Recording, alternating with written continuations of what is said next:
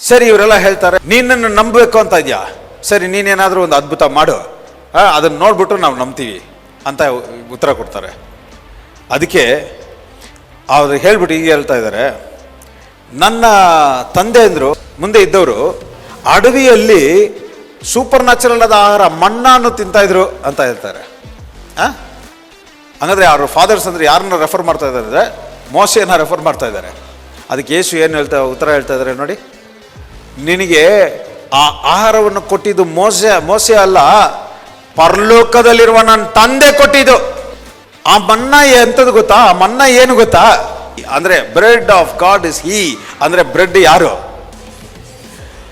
ಅವ್ರು ಏನು ಹೇಳ್ತಾ ಇದ್ದಂದ್ರೆ, ನಿಮ್ಮ ಮೋಸೆ ಹೇಳ್ದಲ್ಲ, ಕೊಟ್ರಲ್ಲ ನಿಮ್ಮ ತಾತಂದ್ರು ಎಲ್ಲ ಮುತ್ತಾತಂದ್ರೆಲ್ಲ ತಿಂದಿದ್ದು, ಅವರು ನನ್ನನ್ನೇ ತಿಂದಿದ್ರು ಅಂತ ಹೇಳ್ತಾ ಇದ್ದಾರೆ. ದ ಮನ್ನ ವಾಸ್ ಜೀಸಸ್.